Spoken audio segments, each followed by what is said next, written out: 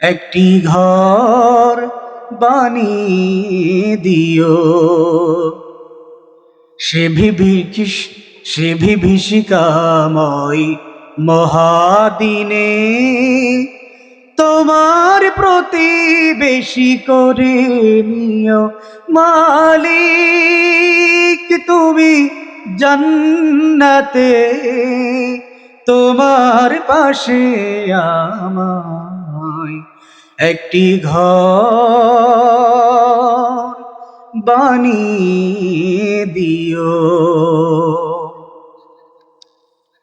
বাবুরাইল বাইতুল ইসলামিয়া জামে মসজিদ এর উদ্যোগে অত্র এলাকার সকল মৃত ব্যক্তিদের আত্মার মাগফিরাত কামনায় আজকের এই চমৎকার মহতি জলসার সম্মানিত সভাপতি হযরত মাওলানা নবী হুসাইন, প্রধান বক্তা মুফতি এহতেসান ইবনে মাসউদ, বিশেষ আকর্ষণ মুফতি আবু বকর হাম্মাদি ও মুফতি ফয়জুর রহমান ফয়জি। আল্লাহ রাব্বুল আলামিনের দরবারে লাখ কোটি শুকরিয়া জ্ঞাপন করি যে মহান রব আমাদেরকে আজকের এই চমৎকার জান্নাতি বাগানে আসার মতো তৌফিক দান করেছেন। এই জন্য শুকরিয়া তান পড়ি আলহামদুলিল্লাহ। সালাতুস সালাম পেশ করি মানবতার মুক্তির দিশারি মুহাম্মাদুর রাসূলুল্লাহ সাল্লাল্লাহু আলাইহি ওয়াসাল্লামের প্রতি। সম্মানিত ভাইয়েরা আমার, একটুটা কমায় দাও। আপনারা যারা এখনো এদিক সেদিক ঘোরাফেরা করছেন, মাহফিল ইন্তেজামিয়া কমিটির পক্ষ থেকে বিনীত আরজ থাকবে, দয়া করে প্যান্ডেলের ভেতরে চলে আসুন, যেন আপনাদেরকে নিয়ে আমরা দু চারটি কথা বলতে পারি ইনশাআল্লাহ। সম্মানিত ভাইরা আমার, আমি আপনাদের সম্মুখে আমার খুতবায় কোনো আয়াত, কোনো হাদিস, কোনো কিছুই তিলাওয়াত করিনি, পাঠও করিনি। এর কারণ হলো আমি চাই একটি বিষয় নিয়ে আপনাদের সামনে অল্প কিছুক্ষণ কথা বলবো। এজন্য অনুরোধ থাকবে, দয়া করে যারা বাহিরে রয়েছেন তারা একটু ভিতরে চলে আসুন ইনশাআল্লাহ। আমি আমার মূল আলোচনা শুরু করার আগে আপনাদের কাছে বিনয়ের সাথে একটি প্রশ্ন থাকবে, সেটা হলো আমরা আমাদের সমাজে শান্তি চাই কি চাই না? অবশ্যই আমরা শান্তি চাই। প্রশ্ন হলো আমাদের সমাজে এমন কোনো মানুষ নাই যেই মানুষ শান্তির প্রত্যাশী নয়, শান্তি চায় না, অশান্তি চায়, এমন কোনো মানুষ আমাদের সমাজে একজনও খুঁজে পাওয়া যাবে না। প্রত্যেকেই শান্তি চায়, কিন্তু দুর্ভাগ্যের বিষয় হলো আমরা সকলেই শান্তি চাওয়ার পরেও আমাদের সমাজে শান্তি বিরাজমান নয়। এর একমাত্র কারণ হলো যেইভাবে চললে, যেই পথে চললে, যেই পদ্ধতি অনুসরণ করলে আমাদের সমাজে শান্তি প্রতিষ্ঠিত হবে, শান্তির ফুলগো ধারা আমাদের সমাজে প্রবাহিতমান হবে, সেই পথ মত পদ্ধতিকে আমরা ছেড়ে দিয়ে অন্য পথ মত পদ্ধতি নিয়ে দৌড়াদৌড়ি করতেছি, যার ফলে আমাদের সমাজে কাঙ্ক্ষিত শান্তি আমরা খুঁজে পাচ্ছি না।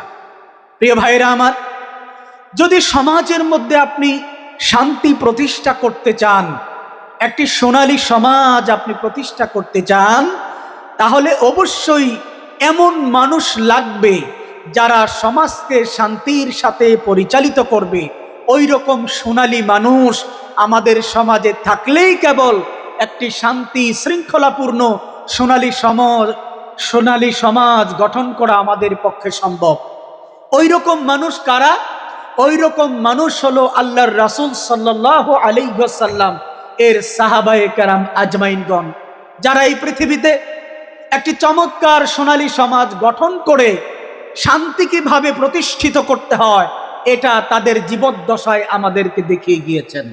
পাশাপাশি আগের জামানার উম্মতের মধ্যে যারা সালফে সালিহিন ছিলেন, যারা ওই নবীদের খাঁটি উম্মত ছিলেন, তারা দেখিয়ে গিয়েছেন কিভাবে সমাজে শান্তি প্রতিষ্ঠা করতে হয়। মোহতারাম হাজিরিন, আমি আপনাদের সম্মুখে সহিহ বুখারী থেকে একটি হাদিসের মাধ্যমে তিনজন সোনার মানুষের সাথে পরিচয় করিয়ে দেব, যারা সমাজের মধ্যে শান্তি প্রতিষ্ঠা করার জন্য চমৎকার দৃষ্টান্ত উপস্থাপন করেছেন। আসুন আমরা বুখারী থেকে আবু হুরায়রা রাদিয়াল্লাহু তাআলা আনহু কর্তৃক বর্ণিত রাসূল করিম সাল্লাল্লাহু আলাইহি ওয়াসাল্লাম এর জবান মুবারক থেকে বর্ণিত সেই ঘটনা আপনাদের সামনে আমি উপস্থাপন করছি। হাদিসটি বর্ণনা করতেছি বুখারী শরীফ থেকে। আবু হুরায়রা রাদিয়াল্লাহু তাআলা আনহুর বর্ণনা, আল্লাহ রাসূল বলেন, তোমাদের পূর্ববর্তী উম্মতের মধ্যে বনি ইসরাইলের মধ্যে 3 ব্যক্তির ঘটনা বলবো। তন্মধ্যে এক ব্যক্তি আরেক ব্যক্তির কাছ থেকে আমরা যেরকম 1 কাঠা 2 কাঠা 5 কাঠা 10 কাঠা জমি ক্রয় করি, এক ব্যক্তি আরেক ব্যক্তির কাছ থেকে 1 খণ্ড জমি ক্রয় করেছেন। যথারীতি জমি ক্রয় করার পরে তিনি তার ক্ষেতে যখন তার ফসল ফলানোর জন্য কাজ করতে গেলেন, তার কোদাল নিয়ে যখন মাটি খনন করা শুরু করে দিলেন, ইতোমধ্যেই হঠাৎ করে মাটির নিচ থেকে টন করে একটা ধাতব পদার্থের আওয়াজ ভেসে এলো। তার মানে হলো একটা লোহাকে আরেকটি লোহা দিয়ে বাড়ি দিলে যেরকম টন করে আওয়াজ হয়, তিনি শুনতে পেলেন এরকম একটা আওয়াজ হয়েছে। তিনি মাটি খনন করলেন, খুব তড়িঘড়ি করে খনন করে দেখতে পেলেন মাটির নিচে একটা কলস, পিতলের একটা কলস, যার মুখটাকে ঝালাই করা বাধাই করা। তিনি ওই ঝালাই করা বাধাই করা মুখটাকে খুলে ওই কলসের দিকে তাকিয়ে তার চোখ দুটি ছানা বড়া হয়ে গেল। বিস্ময়ে তিনি হতবাক হয়ে গেলেন। তিনি দেখতে পেলেন পুরাটা কলস ভর্তি হচ্ছে সোনার মোহর।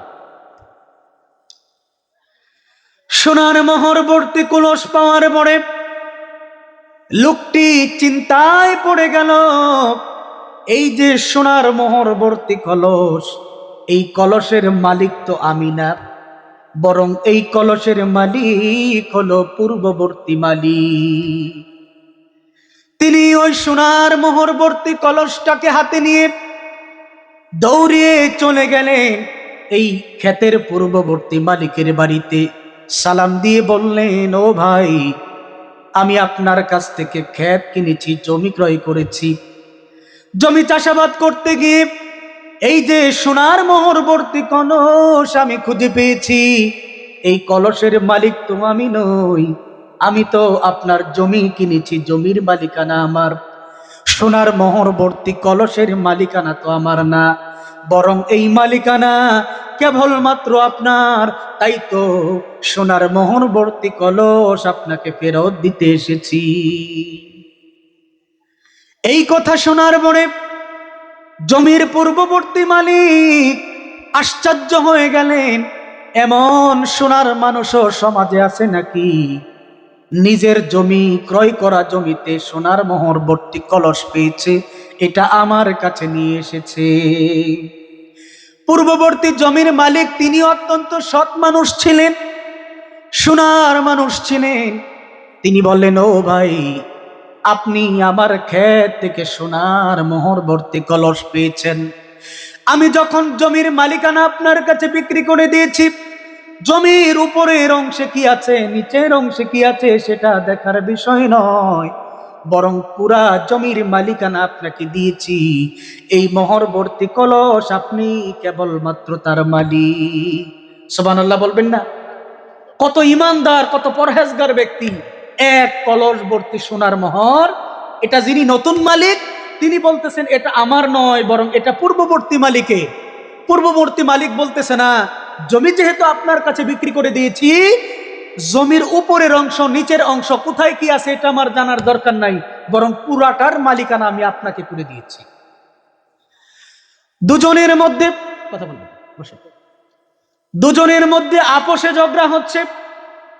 এক ব্যক্তি বলতেছে আপনার, ওই ব্যক্তি বলতেছে না আপনার। এইভাবে দুজনের মধ্যে আপোষে ঝগড়া চলতে চলতে এক সময় তারা বুঝতে পারলেন এভাবে এটার কোনো সমাধান দেয়া যাবে না, বরং চলেন আমরা একজন সালিশের কাছে যাই, একজন তৃতীয় ব্যক্তির কাছে যাই। তৃতীয় ব্যক্তির কাছে যাওয়ার পরে গোটা ঘটনা শোনার পরে তৃতীয় ব্যক্তি বুঝলেন দুইটা লোক তো বড় আদর্শবান মানুষ, যত তাকওয়াওয়ালা, অত্যন্ত পরহেজগার মানুষ। তিনি দুজনকে লক্ষ্য করে বললেন, ও ভাই, আপনারা দুজন আমার কাছে সালিশির জন্য এসেছেন। আমি যদি আপনাদের জন্য একটা বিচার করে দেই, একটা ফাইসালা করে দেই, আপনারা কি সেটা মানবেন নাকি? দুজন বললেন, হ্যাঁ অবশ্যই আমরা মানব, আপনি আমাদের মধ্যে ইনসাফপূর্ণ বিচার করে দেন।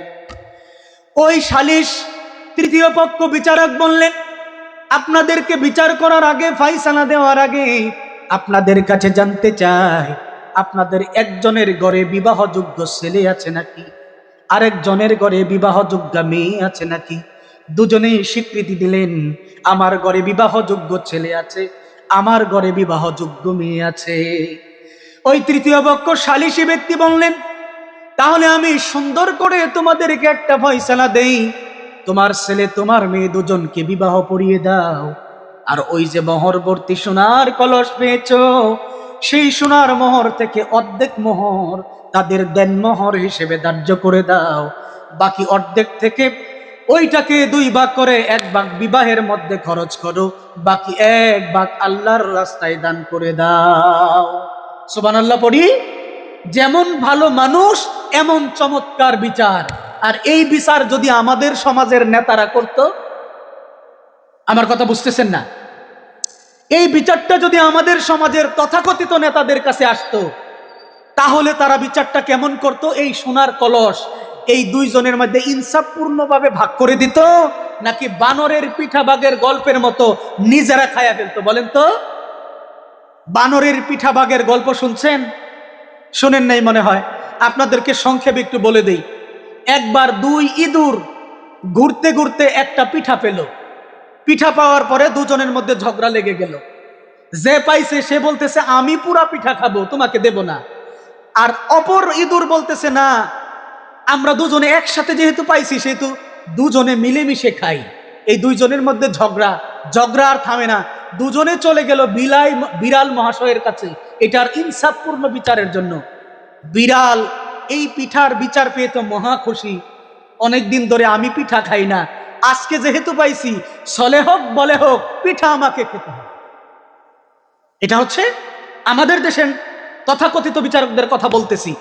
এবার ওই বিড়াল মহাশয় একটা ফন্দি আঁটলেন, সে পিঠাটাকে 2 ভাগ করলেন। এমন ভাগে ভাগ করলেন, 1 ভাগের মধ্যে বেশি, আরেক ভাগের মধ্যে কম। দুইটাকে উঠায় দেওয়া হলো 2 পাল্লার মধ্যে। যেই ভাগে বেশি এটা অবশ্যই নিচে চলে যাবে, যেটা কম এটা উপরে উঠে গেছে। যেটা বেশি সে বলতেছে, এটা তো বেশি, এটাকে তো সমান করতে হবে, সুতরাং একটু সমান করি। কথা বলে বেশির ভাগ থেকে এমন জোরে কামড় দিয়েছে, ওই ভাগের চাইতে এই ভাগ এখন ছোট হয়ে গেছে। এবার বলতেছে, এটা তো এখন বড় হয়ে গেছে, এটাকে তো ছোট করা দরকার।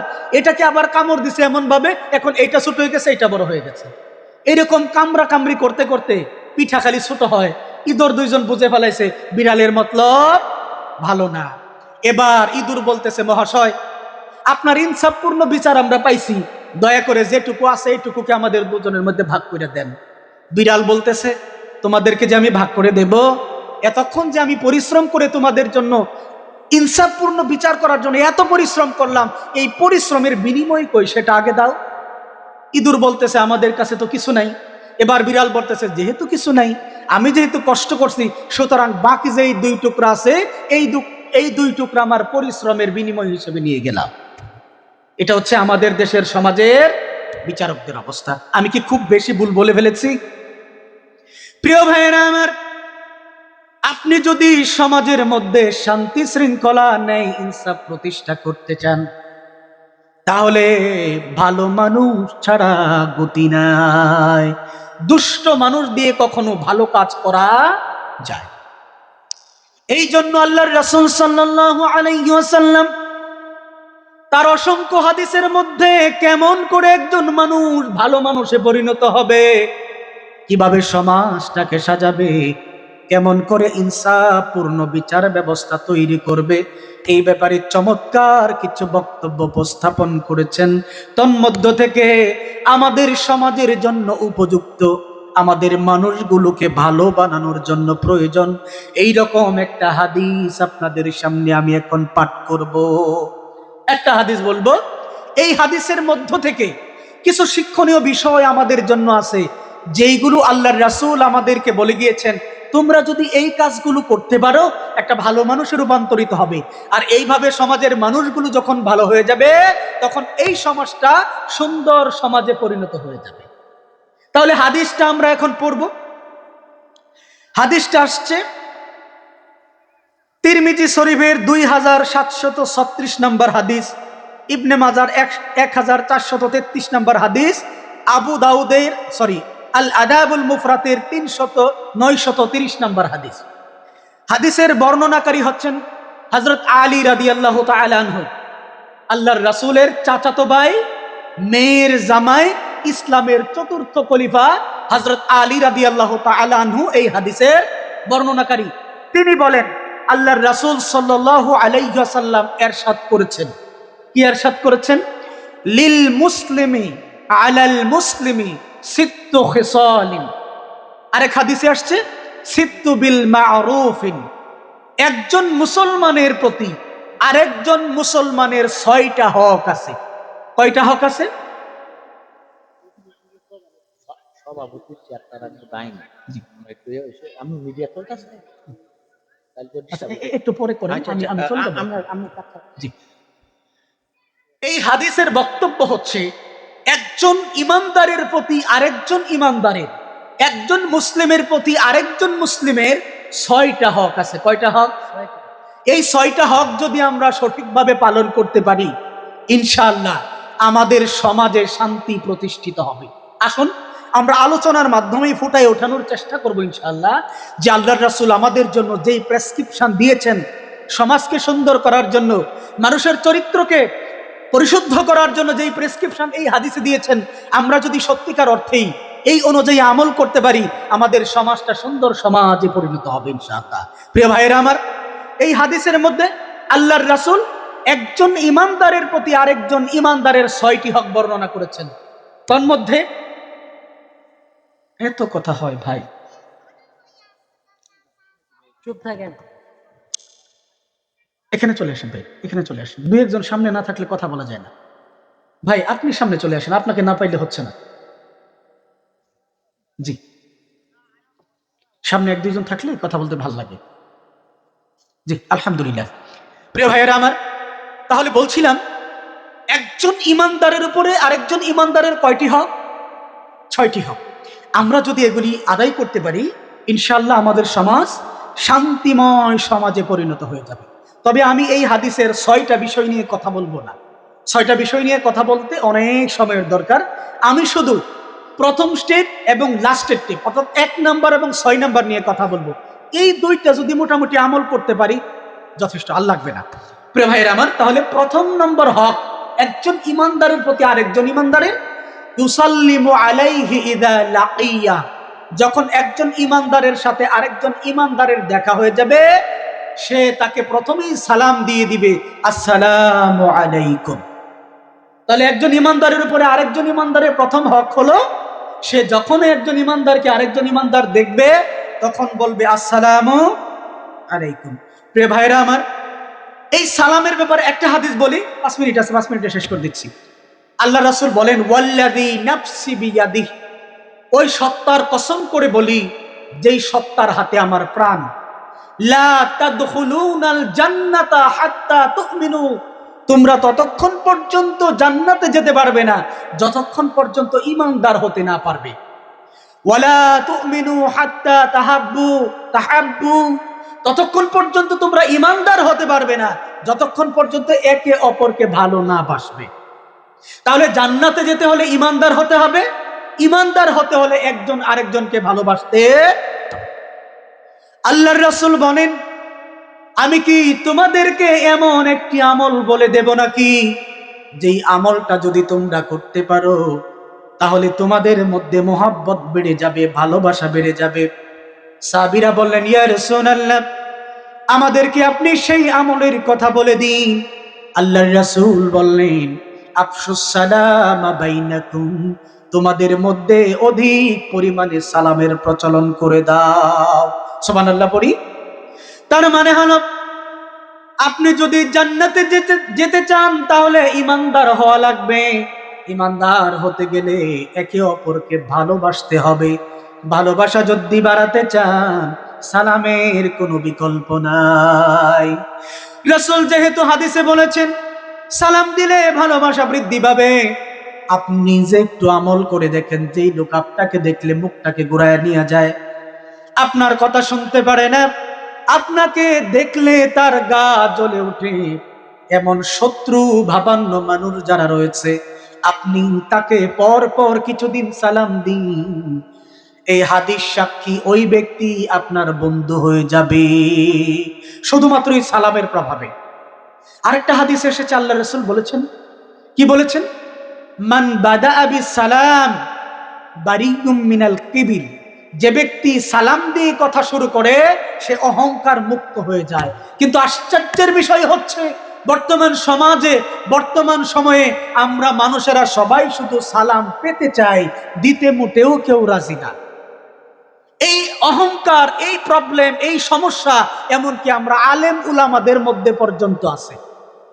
অল্প কিছুদিন মাদ্রাসায় পড়াশোনা করেছে, গায়ের মধ্যে পাঞ্জাবি জুব্বা একটা লাগাইছে, মাথায় টুপি একটা দিছে, রাস্তা দিয়ে যখন হাঁটে সিনাটাকে টান টান করে হাঁটে, আমি একজন হুজুর, তোমরা খালি আমারে সালাম দাও।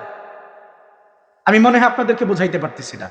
অথচ উচিত হচ্ছে, রাসূলের হাদিস হচ্ছে, যে ব্যক্তি আগে সালাম দিয়ে কথা বলা শুরু করে ওই ব্যক্তি অহংকার থেকে মুক্ত হয়।